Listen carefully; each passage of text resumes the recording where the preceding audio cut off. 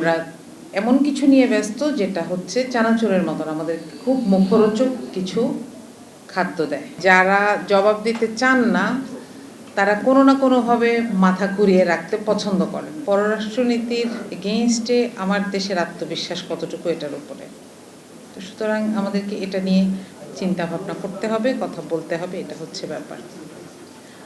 তো আমরা অনেকগুলো কথা শুনেছি, সেখানে আমি খুব মনোযোগ দিয়ে শুনছিলাম যে এখানে পরিবর্তনশীল যে ভূ রাজনীতির মধ্যখানে আমরা এখন দাঁড়িয়ে আছি, এবং এটা আসার কারণে আসলে আমরা বুঝতে পারছি যে আমরা আসলে কতখানি ভালনারেবল।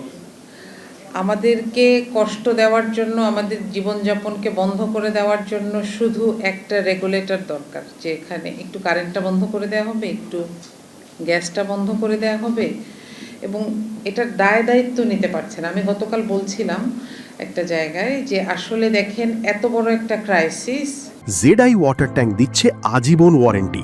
জেডআই ওয়াটার ট্যাঙ্ক, পানির সুরক্ষায় টেকসই সমাধান। গ্যাসের যে ক্রাইসিস, এটাতে সরকার একটিও দায়িত্বশীল কৈফিয়ত না দিয়ে ক্রাইসিসটাকে জাস্ট সময়টা পার করে দিল।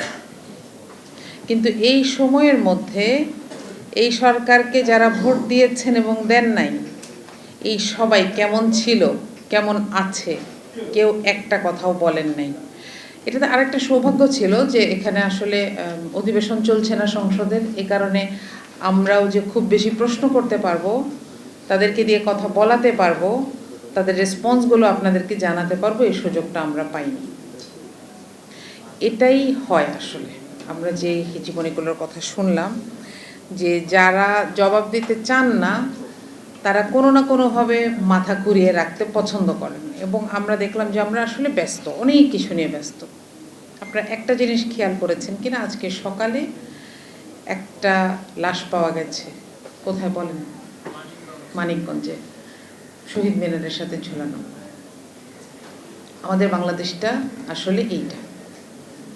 আমরা এটাকে রেখেও এখন অন্য কিছুতে ব্যস্ত।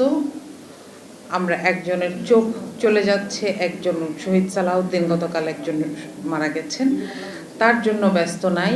আমরা এমন কিছু নিয়ে ব্যস্ত যেটা হচ্ছে চানাচুরের মতন আমাদের খুব মুখরোচক কিছু খাদ্য দেয়।